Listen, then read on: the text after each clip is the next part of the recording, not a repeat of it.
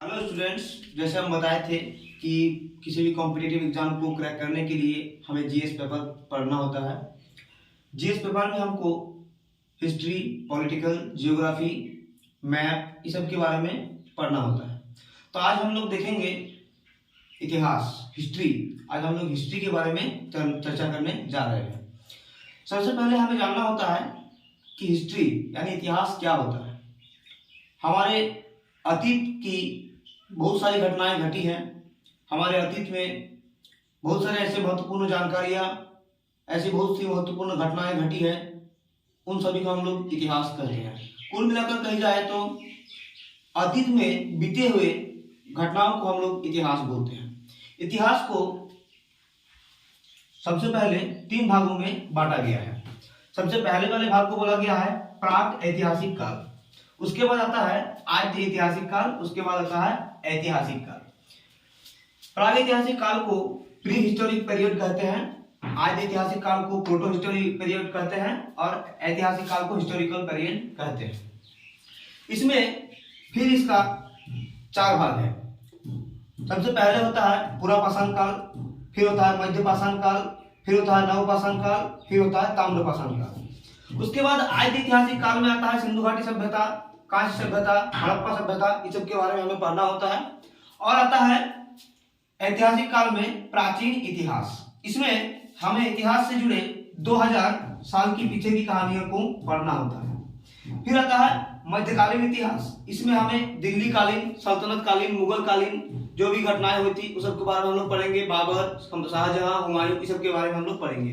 फिर आता है आज आधुनिक ऐतिहासिक काल। आधुनिक इतिहास में हमें महात्मा गांधी, सुभाष चंद्र बोस, चंपारण, नमक सत्याग्रह, गोलमेज आंदोलन, इस सब के बारे में हमें आधुनिक इतिहास में पढ़नी होती है।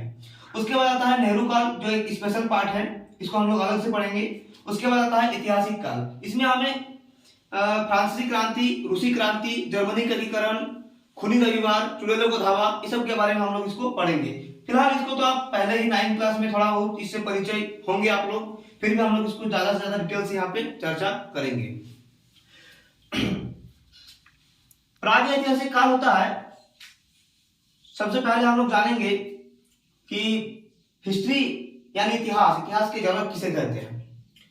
तो इतिहास के जनक आपको कहा जाता है हेरोडोटस को। इसको हेरोडोटस को याद रखने का तरीका होता है कि H से हिस्ट्री और H से होता है हेरोडोटस, तो आप लोगों को याद रह जाएगा। इतिहास के जनक को बोला जाता है हेरोडोटस। अब हम लोग देखेंगे कि प्राग ऐतिहासिक काल किसे कहते हैं, आद्य ऐतिहासिक काल किसे कहते हैं और ऐतिहासिक काल किसे कहते हैं। सबसे प्राचीन होता है प्राग ऐतिहासिक काल, जिसमें कहा जाता है कि इतिहास का वो कालखंड जिसमें कोई लिखित साक्ष्य नहीं मिला, मतलब कोई लिखा हुआ चीज नहीं मिला, लिखित साक्ष्य नहीं मिला, इसको हम लोग बोलेंगे प्राग ऐतिहासिक काल। इस कालखंड में हमें इस प्राग ऐतिहासिक काल के कुछ भी लिखित साक्ष्य हम लोगों को नहीं मिला। उसके बाद आता है आद्य ऐतिहासिक काल। इसमें लिखित साक्ष्य तो मिला, लिखित साक्ष्य मिला, लेकिन इसे पढ़ा नहीं गया, मतलब कोई भी इसे पढ़ नहीं सका, ऐसे लिख के गया कि कोई पढ़ नहीं सका। इसको बोलेंगे हम लोग आद्य ऐतिहासिक काल। उसके बाद आता है ऐतिहासिक काल, जो हमारे हिस्ट्री का एक बहुत इंपॉर्टेंट टॉपिक है, एक इंपॉर्टेंट चैप्टर है और जो बहुत वास्ट है। इसमें हमें लिखित साक्ष्य भी मिला और सब कोई पढ़ भी पाए।